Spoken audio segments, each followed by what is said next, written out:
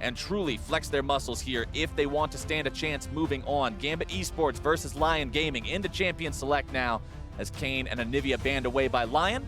Gambit Esports responding with Maokai and Jace ban. And as we're into Champion Select, you have to remember that this is a must-win for both of these teams. Gambit to get the tiebreaker against Lion Gaming, so it will effectively be 2 wins for Gambit if they get this one that is required for them to make it at all. Lion Gaming just need the 1. Varus going to be their 3rd ban in this first Champion Select. Draft is going to be as important as ever for both of these two teams. That's one thing to remember whenever we go into these international tournaments like MSI and Worlds is for a lot of these teams, they're playing up against picks and strategies and compositions that they're not normally used to going up against, and you've got to acclimate and adapt to those changes. Sejuani, the final ban for the first stage here by Gambit Esports. And you know, while we're looking at these strategies, there's been vastly different strategies you take when going into Gambit Esports. Strategy number 1 is ban out the target champions, their specialty champions. Kayn and Nivea are the 2 that stand out the most. WE didn't, they still won. Lion did, and they still won. So it's about how you adapt to getting rid of those pocket picks. You have to pick the strong meta champions yourselves, the best options yourself. Speaking of strong meta options, it looks like Kalista will be the first pick here for Lion Gaming, champion that we expected to see plenty of coming into the Worlds 2017 tournament. Now we're going to get to see her here. Yeah, so we're looking at perhaps a Tristana on the other side of the rift when they get towards their AD carry, but they don't need to pick that one just yet as they know the Kalista first pick is where it's going to be. So Gambit, they lock in the Alistar for themselves, and I quite like that, taking a part of a really good Kalista combo. But remember, Rakan still exists if they want to throw in some Engage tools, if Engage is their option. Always possibilities there when Kalista can throw the teammate into the enemy team, get those melee fighters in there to cause disruption in the middle of the entire enemy squad. Gragas and Alistar together, plenty of disruption and melee tankability on the side of Gambit Esports already as Braum is locked in for Lion Gaming, so you will have some of that frontline capability, some disengage as well. There's something that works quite nicely with auto attackers when you have the Braum, so normally you'll see the rest of the team composition start to pan out in exactly that way. Often you'll have the Lucians mid, but this also has quite a bit of auto attacking involved in the kit. Absolutely. Jarvan picked up for Lion Gaming here. We've seen this guy be flexible top lane and jungle, has plenty of initiation power of his own, and is very, very scary in both doing the damage as he bursts you down and walking away from getting killed in retaliation. Now Gambit Esports thinking about who they want to take before the second rounds of the bans come in, and it looks like Cassiopeia is the one they're going to stick on. Yeah, this is very curious from Gambit. They don't prioritize their AD carry whatsoever. Of course, there are still a lot available for them, but what they do get is the Cass. And the reason Cass is a standout picker alongside the Gragas and Alistar is that is a lot of protection, and Cass also provides a lot of magic damage. So now, when you look towards the AD carries that Gambit will be picking, hyper carries stand out. You've got the Tristana, potentially even the Twitch is someone that you may be looking towards for blasting here. Tristana's the number 1 though. Tristana could very well be banned away here. You do see Gambit Esports focusing on the mid lane bans, trying to alleviate some of the potential difficulty in that matchup for Kira's Cassiopeia. Orianna will be the first one they ban away. There's that Tristana ban from Lion Gaming. So they're seeing exactly what could cause trouble for this Kalista pick and getting rid of it. Yeah, so the Tristana does make the most sense. Perhaps the second AD carry to follow if Lion are aware of what Blasting wants to play, but they may actually change it up and spice things up here. On the side of Gambit, getting rid of the Orianna, very good matchup for her into the Cassiopeia, so we're going to get rid of that off the board completely. Alongside other mid laners, it seems that they just want to empower Kira to have the best matchup that he possibly can after they've blind picked him in mid lane. Well, I mean, this is a situation, like we were talking about, you need to win all these remaining games if you're Gambit Esports. Like, you have no time to wait around to flip the switch and actually turn everything on. It's time to go right now. And if the way you think you can do that is making sure your mid laner gets the best possible game he can play, then that is the strategy you have to go all in on. Shen will be that second ban from Lion Gaming here in the second phase, the last one to finish this Champion Select as we get into the last few picks, and Jhin, the AD carry for Gambit. Yeah, that is very different from the side of Gambit. We're not going to have the Tristana as it was banned, but instead of going towards a Kog'Maw or a Twitch or another big hyper carry, even Jinx is a champion of option, they choose the Jhin, someone that you'd say can hyper carry, but not in the same way by any means, just has a lot of damage and high burst. And the tanks that are there on the side of Lion Gaming are very equipped to deal with blasting on his Jhin. And we know how vulnerable Jhin can be if caught out of position as well. And when you've got things like a Galio and a Jarvan and even a Braum that are able to get on top of him and provide a lot of threat, provide a lot of disruption, it means Blasting's positioning is going to be paramount to success of Gambit Esports in this game. Both of those carries, no inbuilt mobility on the side of Gambit Esports, so you've really got to be looking out for those Jarvan Cataclysms, as Camille will be the final pick for Lion. Yeah, we've got a Galio and we've got a Camille, so good matchup in the mid lane for Kira for the most part. We've seen Faker play the matchup a million times. I'm sure everyone studies him when they study Cassiopeia. But now you look towards the side of Gambit Gaming.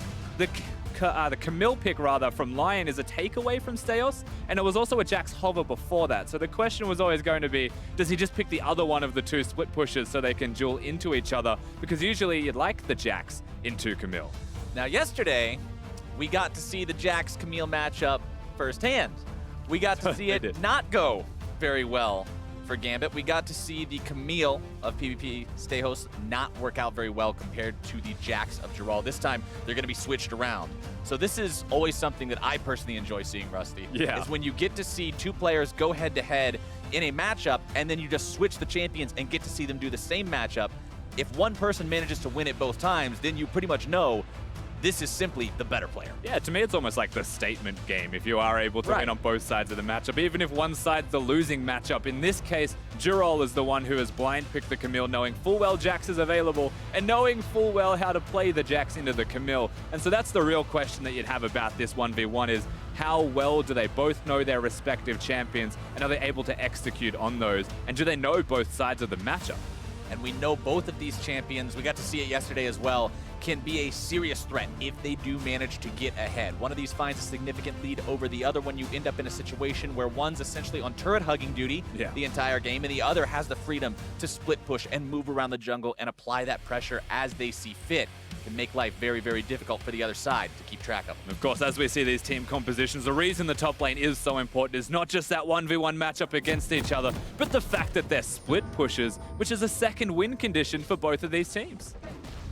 Heading into the Rift here for the fourth game of the day, Worlds 2017 play-in groups, day number 2.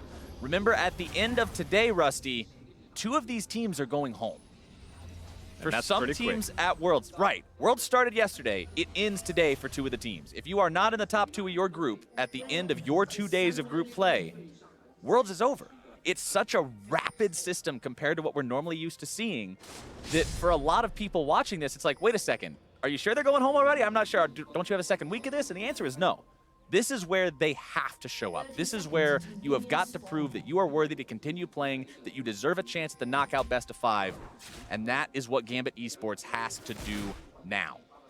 All of the preparation, all of the time and planning that you spend absolutely does just wash away very quickly if you go without a victory. And for Gambit, they need to get that one, put themselves into the tie-break position up against Lion, who have looked fantastic. You would have to say, until this game plays out, undisputed the second best team in this group, and it's on Gambit to prove them otherwise. Lion, definitely surprising a lot of people so far.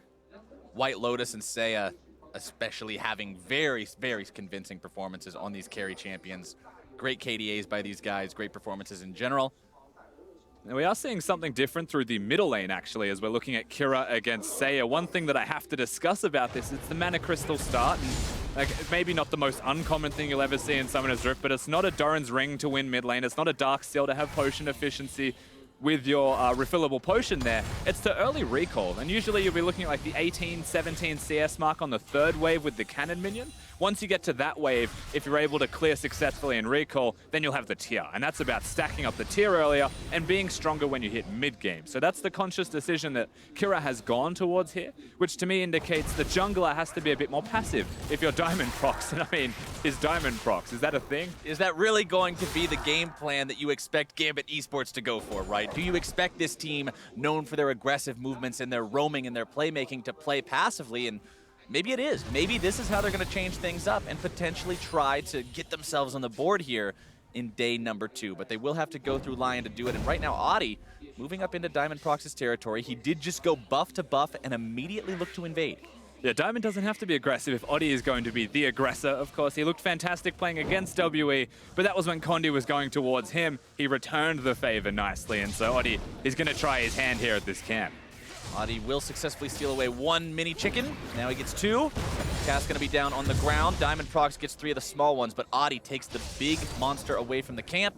and wins out in the trade. Yeah, it gives him the Thunderlord's proc as well, and he's still got the red buff in advantage for himself, where Diamond procs does not have that there. So Gambit Esports jungler not going to have the best experience around the red buff that he's looking towards himself. Oddie has control, but you have to look towards the rest of the map. This 1v1 can go on forever. If Jural or Steos come over, if Kira or Seiya actually make it in, things could change. Steos trying to go for a little bit of a trade there. Jural jumping in, getting himself the heal with the Camille W. Also getting that nice kick there on the back end of it to make sure he wins out on the trade. But this is one of the most annoying situations to be in as a jungler, when the enemy jungler is stronger than you and just sits in your jungle and your team cannot help you. This is like modern Pudge Wars. Flashback, but Diamond Procs now potentially in a lot of trouble here. Flashes over the wall, gets himself within his turret range and stays safe, but Audi will continue just hanging out in the enemy jungle. Steos moving himself over. Might look for a way to do something here. Drops the counter-strike, gets himself away, hops over the wall to the Krugs. Stays safe. I mean, he'll get out fine, but he also has no health because he's losing the top lane. Oddie still has complete control in the jungle, and by the time the Jax got here, Gragas had already flashed away. So ultimately, Gambit way too slow to the punch. Sometimes you just have to sacrifice your own lane to help your jungler and hope that the reciprocity is there, and then he'll come back and help you. But neither of those things happen. In fact, the J4 may have an opportunity to do some damage here to the Jax. Let's see if Adi can make this gank work out. Hookshot comes out, not going to be finding the stun just yet. Counter-strike coming out here as Steos gets himself away. Adi's gank not incredibly effective, but at least he did get that red buff before he leaves enemy territory. Yeah, really well played in the game of chicken there from Steos to be able to not have to use his flash, not have to jump to safety, just counter-strike and bait spells out of them. They don't choose to flag drag either, so Adi will just back it up. He's got his red buff. He's a pretty happy camper as far as he's concerned. And now he gets to go back and clear a majority of his own jungle that is always going to still be there when you spend most of the early game in Diamond's jungle. Taking a look at the farm across the board, you can see a little bit of a lead for Lion there in the bottom lane. A little bit bigger of a lead for Gambit in mid lane, and top pretty much breaking even. Seiya going aggressive here in a trade onto Kira. Talked about Kira starting with that mana crystal, sacrificing some early game power. Seiya taking advantage of that for now as Diamond Proc shows up mid, but he doesn't accomplish a whole lot of anything. Yeah, still almost equalizing. It feels like by not recalling, Kira's going to go towards the Catalyst build. So he should be going towards the Abyssal Mask build, presumably. May do Rod of Ages, however, as Jarvan is not a magic damage dealer. And so it might be more efficient to have that AP as Seiya still going. Diamond Procs just cannot catch a break. He gets invaded time and time again. Tries to walk over and smite the big chicken, but it has lost its patience and will not be taken just yet. Steos is coming down, though. He might have the jump. Steos jumping in, Counter-Strike active, really threatening onto Adi here, who needs to find a way to get away from this one. No longer has his flash available. Steos trying to jump in there, might be able to find the first blood, and it goes over to Diamond. That is righteous justice for having spent so much time with his opponent in his jungle. Now he gets his revenge. Absolutely. So the Jax finally comes back down. Odi does not have his flash throughout all of this. The Jax does, and he flashes very aggressively past the Jarvan to ensure there's no taunt that's going to connect, and actually redirects him in range of the body slam. So Diamond does get his red buff back after all, and that sweet justice you mentioned is going to be had by Gambit Esports. For all the work that Lion Gaming put into setting the Gambit jungler behind, it's all undone with that first blood going over to Gambit. Assist money also going to be on to Steos there, so he makes up for some of the money that he would have sacrificed losing the farm, making that roam down towards mid. And honestly, they couldn't have asked for that to go much better. Absolutely. But you know what, Captain Flowers? I'm a little bit confused with this middle lane once again. Just the items. He still went for the tier, and instead of recalling early, starting Mana Crystal, he chooses to go towards the tier and just recall later. So now he's going to delay his tier timing, and he's still going to go towards the Catalyst afterwards, which is fine and expected. Edward actually up in the top lane as well, doing his standard. This looks like very much a more well-rounded and normal Gambit. Yeah, this is what we expected to see from this team. Those super early level, well, pre-level 6, I should say, support roams before anything really else happens. But he can't quite find the angle he's looking for, so not going to find that payoff just yet. Steos looking pretty comfortable in this matchup, 1v1 topside now on the Jax. Even though the Camille has better itemization through the Phage, he's really not worried about it. But now, Jural with more health, more mana, to this. might be able to win this fight. Issues the Hextech ultimatum, the Galio coming in, and it might just be an outplay. Nope! See you later, Giral grabbing the kill. And the outplay is the damage reduction as well that the Galio ultimate's going to provide to Giral. So they get the kill. You call it the 1v1, but I could still see an assist down there for Seiya. He's going to be able to pick that one up, go back towards the middle lane, and that's big for the Camille. This is a stark contrast to what we saw the last time these two champions faced off against each other. And quite simply, it's just about being that little bit stronger, ultimately from the damage reduction. One auto attack is what separated them. I mean, if you didn't have that damage reduction coming in there, Staios outplayed the heal from the Camille. He got inside of the inner part of the cone he first. reduced it. He would have managed to win that, but woulda, coulda, shoulda, who knows? It didn't happen, and thanks to the Galio, thanks to the presence of mind from his mid laner, Giral now has an extra edge in that 1 versus 1. And once again, last time they played against each other, Giral was the Jax and he was winning the matchup. So perhaps it is the player more than anything else, Captain Flowers. Perhaps it is. Still to be seen, of course. They're both split pushes. They're both scalers. Jax will have that really big spike with the Sheen moving forwards. One thing I also want to keep an eye on as we move forward, closer and closer towards the 10-minute mark, closer and closer towards mid-game, rolling around a few minutes after, is Infernal Drake is the first one spawning this game, which means teams may be more apt to fight for that than they would from other ones. If you had something like a Cloud Drake or potentially even an Ocean or Earth Drake, teams always want these Infernals. They always want to get those damage bonuses, especially when you have these carry-style top laners like the Jax, like the Camille. You get so much value out of it. I would expect to see a fight for that sooner than later, but if a fight does break out on that end of the map, you do have an advantage on the side of Gambit Esports, considering they have TP available there for the top lane. Expertly traded to an extent from Staios just there as well in the top lane, and to bring it back, as they are going to fight for this blue buff a little bit first, Drake is a place they could look towards, but this seems to be like the higher immediate priority and the safer priority that they can look towards. Gambit want this blue buff. Let's see if Seiya and Adi can defend here. Blue buff down below 1,000 HP. Taunt coming out from Seiya. Counter strike on Staios, keeping himself alive. Giral trying to jump in there with the hook shot. Diamond Procs potentially going to be caught out here. Trying to flash over the wall. Doesn't find his way out just yet, but Giral going to be the one almost going down. Seiya grabbing the kill onto Diamond as Giral falls as well. 1 for 1 so far. Gambit walking themselves out.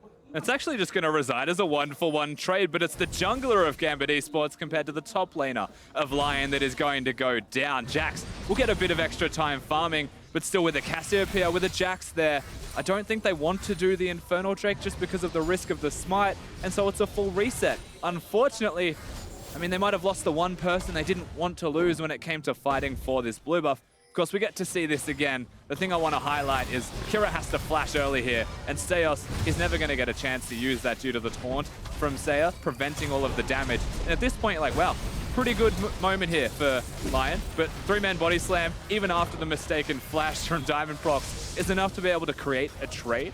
So ultimately, the mistake, almost a blessing. Yeah, the flash was really unfortunate there, but it ultimately worked out okay at the end of the day. Granted, Gambit was not able to steal the blue buff away. Want to go ahead and comment on that one as well. You did see that go over to Seiya. So the initial mission failed, but everything worked out sort of all right. 1 for 1. Not the most convincing of victories, but definitely not a loss either. 400 gold, the lead now for Gambit Esports over their counterparts in Lion Gaming. And honestly, Gambit's doing a lot better than people might have expected them to do based on their performance yesterday. They did not look convincing in either one of their games. Today, they're coming out swinging against Lion. They're making the kind of plays we would expect from this team, and it just looks like they feel more comfortable. Yeah, we saw it for 5 minutes in their second game, and it looks like maybe they've just continued to warm up that little bit more every single time they've played on Summoner's Rift. They're rotating, absolutely right. They are able to get Edward to the top lane. They're able to get the Jax now coming down, and he's even looking towards an opportunity in the mid lane. Whoop! Tries to jump in, but a good dodge away with a Justice Punch from Seiya will keep him nice and safe. The two members there, Staios and Kira, the members of Albus Nox that impressed us so much in 2016 Worlds, now on this Gambit Esports squad in 2017.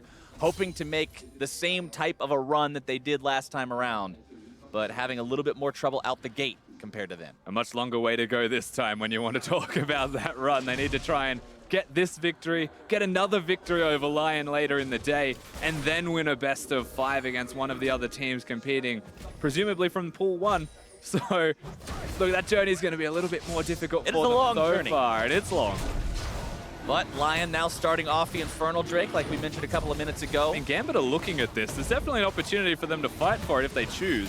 Staios has his teleport available. They can try to force a fight on this if they want to, but Lion will go ahead and secure it for themselves. The early smite into the Rin from Kalista means Infernal goes their way. I think the big scare is that Giral was down there just so early. They choose to get Staios extra farm, extra experience in the top lane, and perhaps force this teleport. Ultimately, whilst the teleport being forced is not bad timing for Lion, there's still a moment and, you know, a window of opportunity for Gambit to make a play adverse on the other side of the rift if they choose, just by being able to unlock their Jax. Want to go ahead and comment on the same thing that we saw yesterday? Giral versus Staios. Not the Trinity Force versus Trinity Force rush on both of these. We are seeing the Ninja Tabby on Staios first. Curtain Call opens up bottom lane, not to accomplish much of anything, No, quite he was honestly. trying to clear the wave, but Braum exists. And now Staios interrupting the hook shot from Giral, trying to keep him here long enough for Diamond Prox to show up and He's diving. make this gank happen. Diamond wanting to get in there. Nice cask!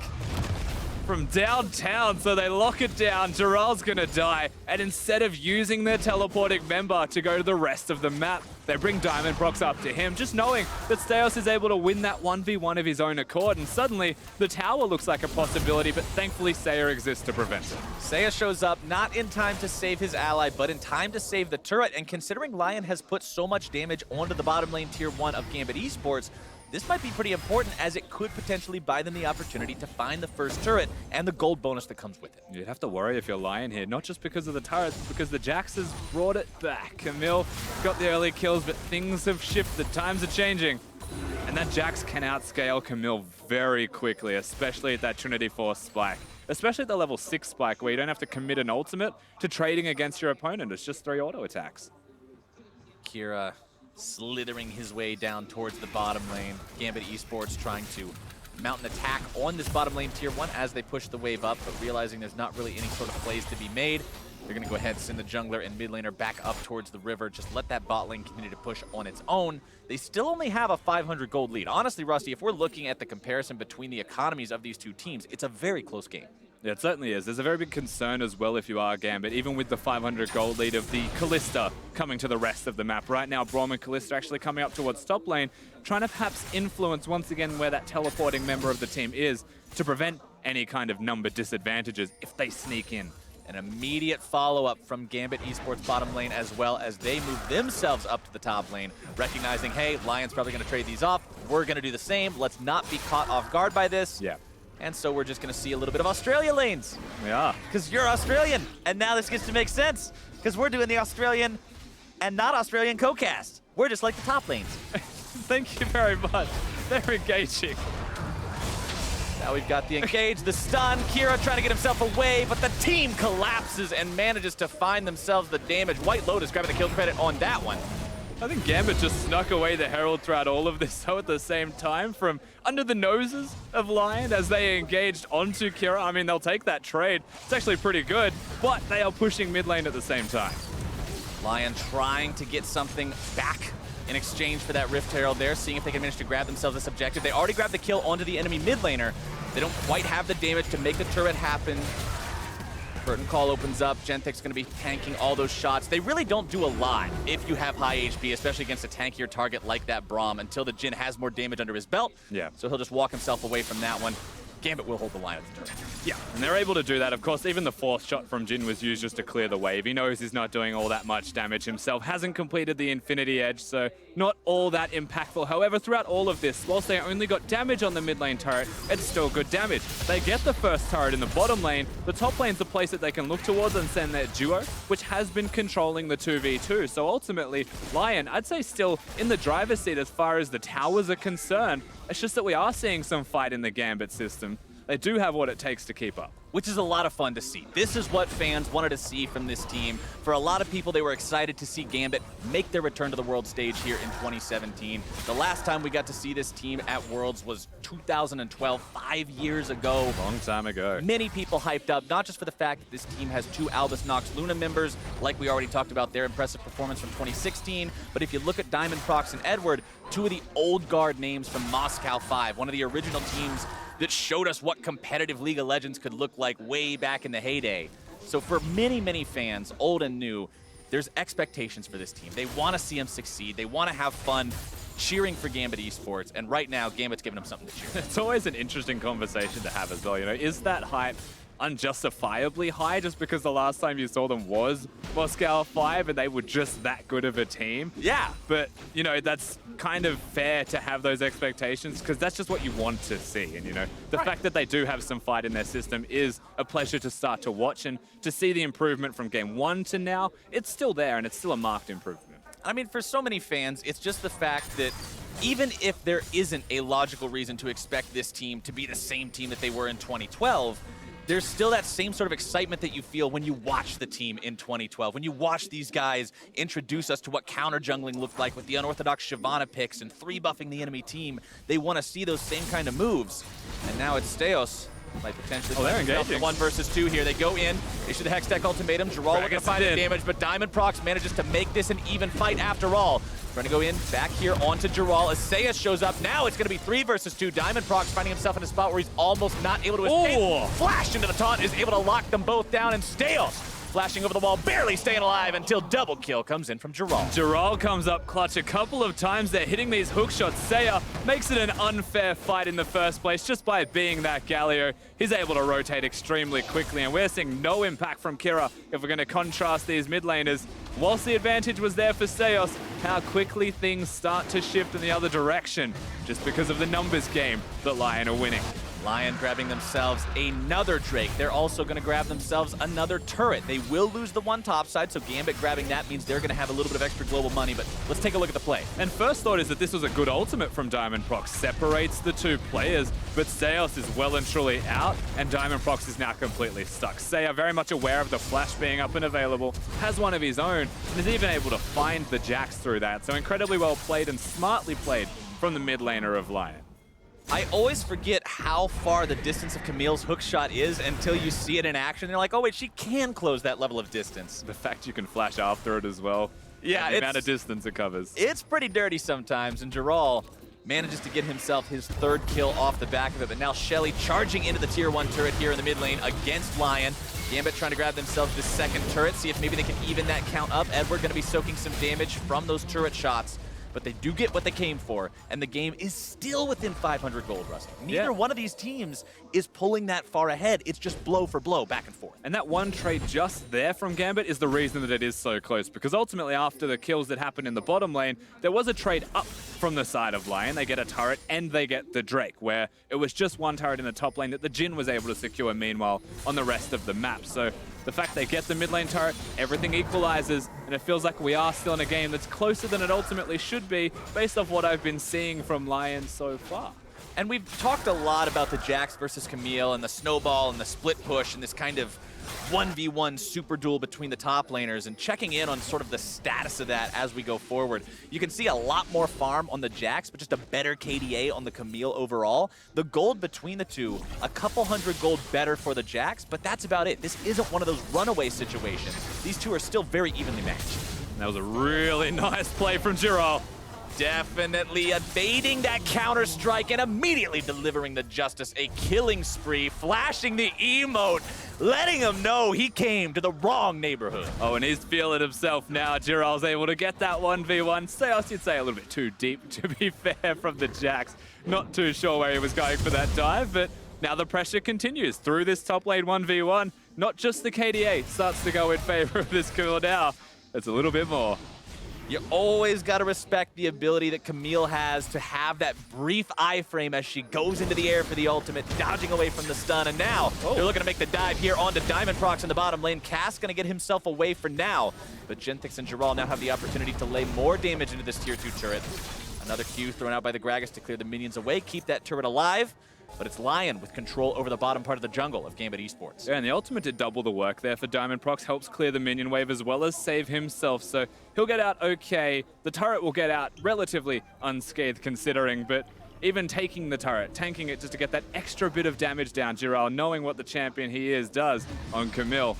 Very well done from the side of Lion, and they're starting to creep a little bit further ahead every single time. It's these really small details, but it's no longer 500 gold.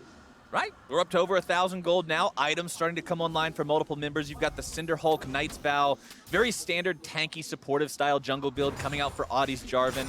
You've got Adaptive Helm and Randuin's both completed for Seiya, very strong now on the front line. Geralt working on that Titanic Hydra to go along with his Trinity Force. So these members on this team, even the Blade of the Ruined King and Runaan's Hurricane for White Lotus's Kalista, everybody's starting to get to the point where this team could be very scary, given the right situation. Oh, they're going again. Deck ultimatum a little bit early that time. Won't dodge away from the stun, but he's got Seiya here to make sure this is still not going to be a fair fight. Nice interrupt there using the Justice Punch. Oh, no. Counter-strike. Geralt jumps a little bit too far backwards, but the flash makes sure he gets the kill anyway. So I know one saw anything. He's still dead. Jax dies in the end. They're able to push bottom lane. They've got a minion wave coming. If you're Geralt, you just keep going. That's at least one free turret to be seen for yourself. Galio can go back towards the mid lane. Baron's the only concern, the only threat, but they've already got vision there. They're completely set up to defend it. Honestly, Lion has been getting so much value out of these Galio ultimates this game. Flash away by blasting to survive the attack from Gentex and White Lotus. They're utilizing the Kalista ulti offensively. Seiya now back in the mid lane. Geralt still split pushing bottom, like you said, and we've still got 10 seconds before PvP's back up. Yeah, and suddenly the 1 and 4 Jax is becoming the problem for Gambit Esports. Where do they go from here? Because ultimately against the Camille, there's no such thing as just scaling up, becoming a split pusher. He's already doing that better than you are. You need to actually look towards starting to group perhaps, get the team fight going. The Counter-Strike is a game changer if you're able to hit the correct targets. But you'll need those teleports, you'll need those flanks, and I mean, that's another feat entirely. I've always commended the vision control of Lion when they really want the objectives. A lot of Gambit Esports members hanging around the mid lane right now, but they've already taken the turret. There's not really a lot they can do there, so quickly going to be forced backwards, having to regroup now. 2,500 gold behind their opponents. Next Drake spawns here in a minute. Baron is live. We are 24 minutes into the game, so that's always a possibility if a fight goes heavily one way or the other.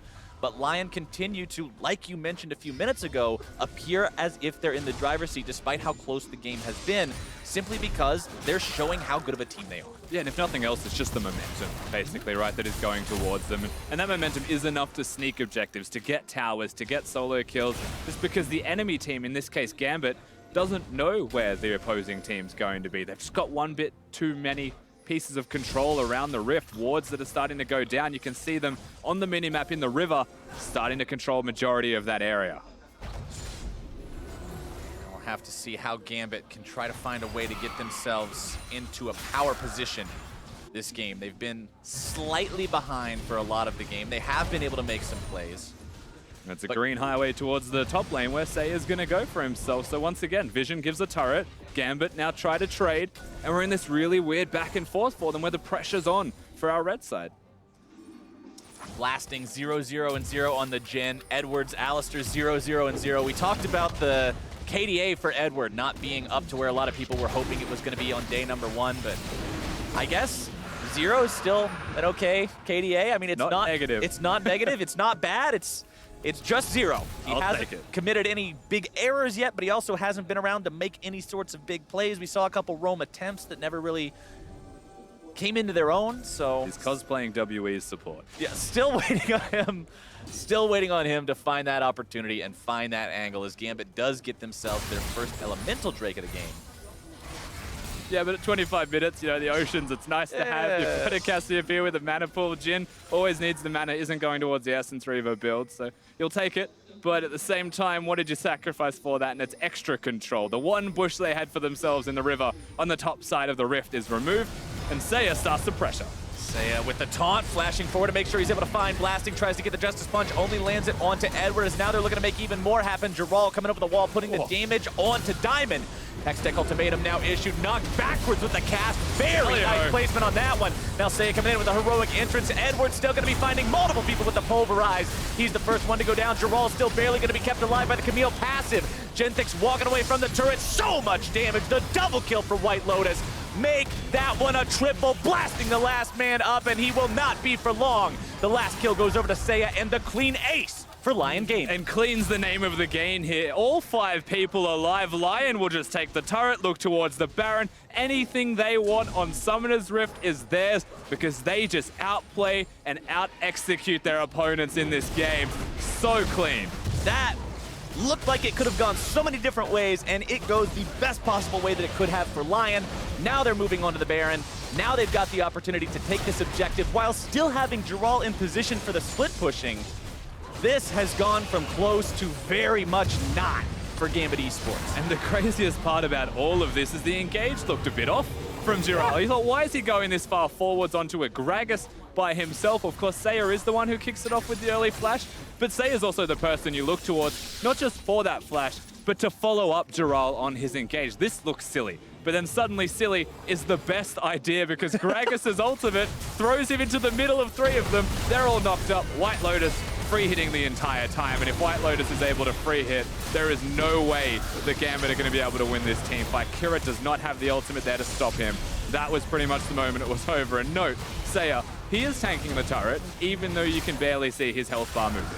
Yeah, we talked about the tankiness of that Galio and we were talking about the items everybody has. It's real hard to hurt this guy. 5,761 damage from White Lotus's Kalista in that team fight. Closest person to do that on Gambit is 2,332 from Blasting. There's just no comparison. Not at all. Lion Gaming now with the Baron buff as well after that team fight. They did get the top lane in a turret through all of this. Momentum well and truly theirs. Gambit within the confines of their base predominantly from this point onwards.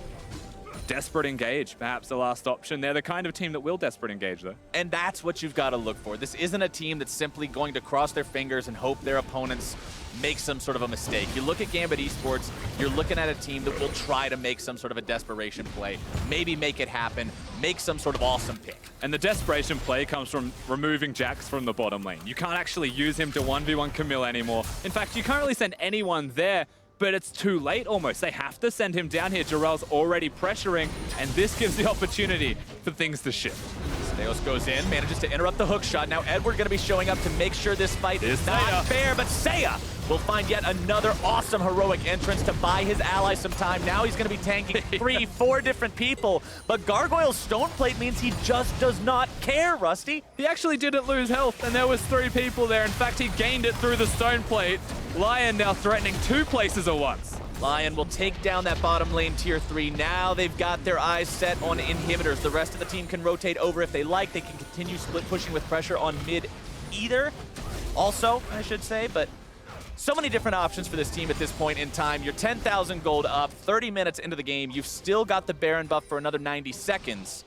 Gambit just have no way to really deal with these guys. The game seems completely out of their control. Yeah, we saw 1 point of hesitation from Lion. The recall, it's smart, it's safe. They'll be able to do this successfully. They'll still get a bit of extra push with the Baron buff in their pockets, but once they push bottom, once Dural tried to take on Steos in the 1v1, the fact that it was mid and bottom that they were pushing means it's 2 seconds, and then suddenly the whole team of Gambit can pivot there. So they have to back away, they have to respect. Instead of setting up the lane assignments to be top and bottom, which is further away, harder for them to rotate between, they choose mid lane, and you have to wonder if that's because of the Galio, but at level 16, his ultimate range covers that far. A little bit disorganized with the emote flashing there too. You see Seiya flash his, as Gentex is like, oh, I can do that too. You gotta flash them all at the exact same time to really show off that team synergy, but it's important, man. You gotta get that going.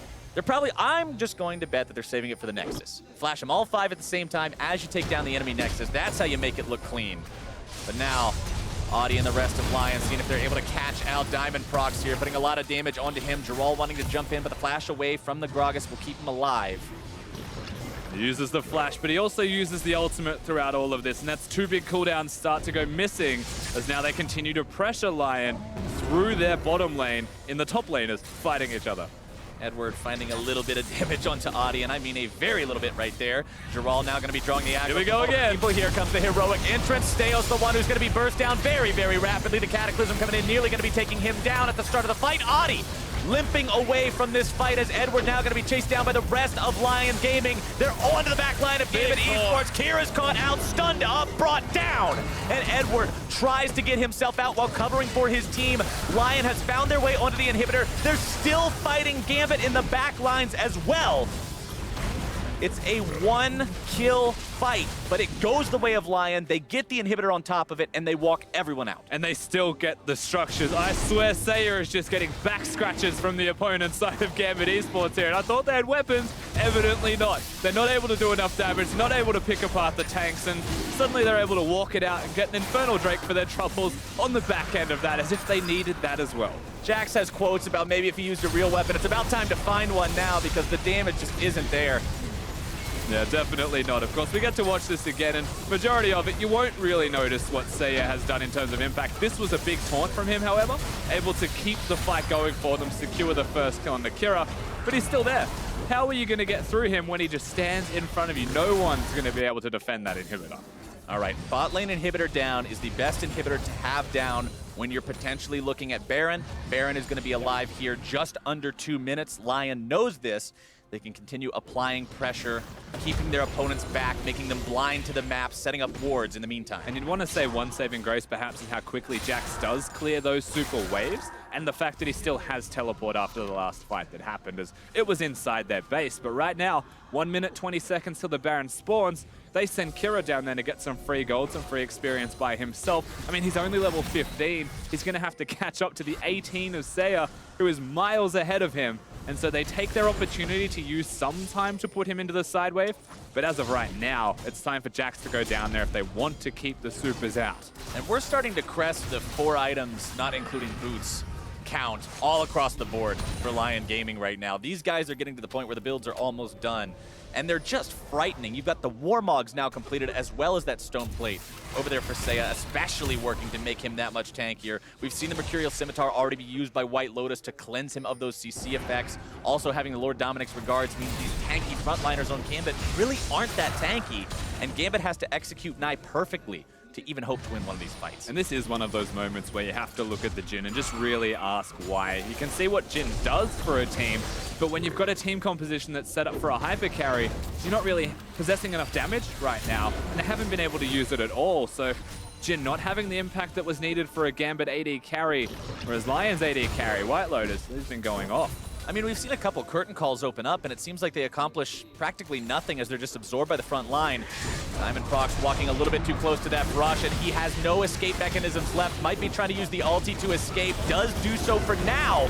Walking away with the Stone Plate, but White Lotus unstoppable with the damage. Edward now going to be stunned up even through the Alistar ultimate. Oh, they're diving. He's still going to drop. In comes Seiya. The dunk into the ground. The double kill for White Lotus. The taunt comes through onto Kira. The triple for White Lotus, looking to make it even more. He's got the Quadra. Oh, they're going to give it over. The pentakill for White Lotus. Big pentakill, and the whole game goes towards Lion. They're going to be able to kill the Nexus as they'd like right now. Big performance from the AD carry. Pentakill, Penta-emote, Lion Gaming, what a show. 35 minutes in, they take down Gambit Esports. They even got that emo, Captain Flowers. I'll give you that one.